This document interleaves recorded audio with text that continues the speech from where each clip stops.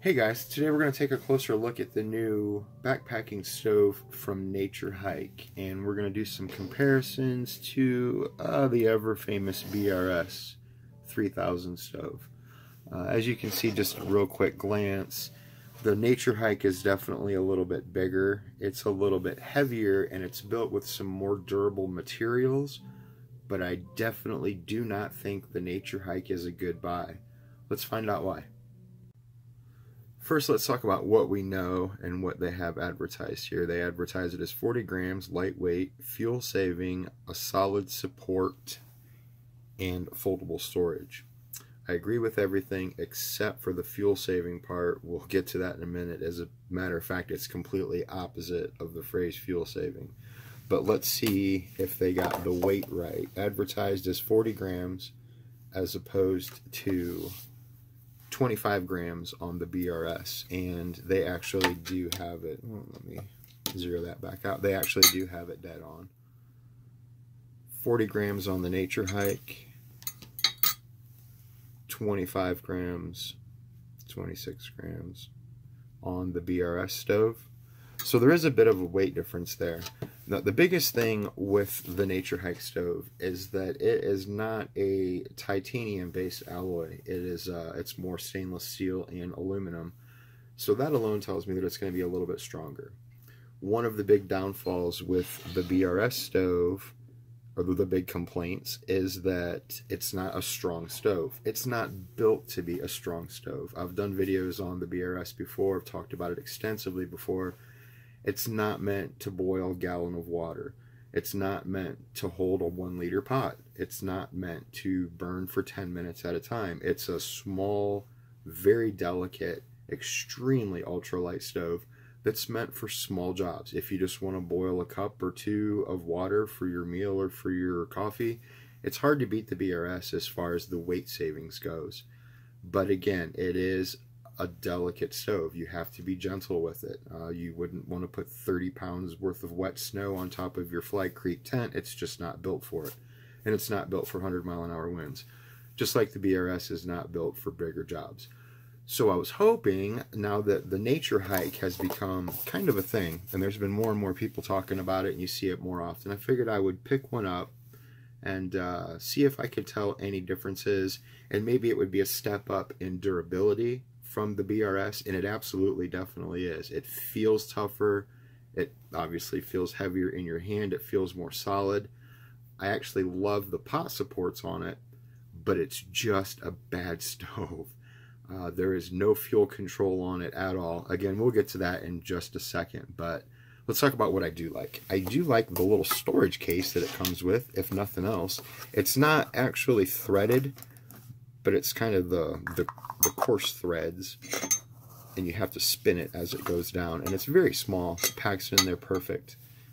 Really like the storage part of it. That's about it, though. Again, it feels heavy. It is heavy. It's a solid stove. It just has a very weak flame. Let's put these puppies on some gas canisters, fire them up, and let's get hot. Now, before we make it all loud up in here and get these things fired up, let me rephrase that just a little bit. There is fuel control on the Naturehike stove. You can turn it up and down. But what there's not is there's no fuel spread in it.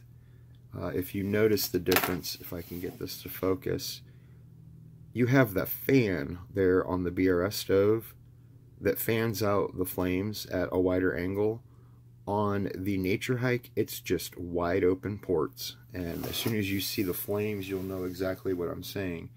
One really interesting thing about the Naturehike is the low price. I picked it up for $12, free Amazon Prime shipping, 12 bucks off of Amazon.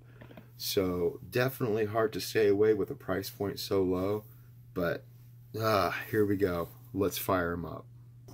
Alright, brought in a bit of a black backdrop here, so hopefully you can see the flame patterns a little bit better. Right now they are both turned as low as they can possibly go. This is the least amount of gas needed to keep a flame going, basically. If I turned it down anymore, they would just turn off. And you can see, even at such a low, I guess this would be simmer mode, you have a much more flat, spread out flame on the BRS compared to the Naturehike. Let me crank them both up to full bore and you'll see exactly what I mean about the flame spreading out.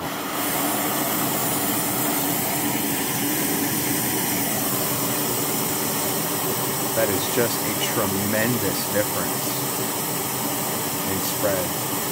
That Naturehike is like a rocket engine. It's just straight up in the air. And again, even turning it down to manageable levels,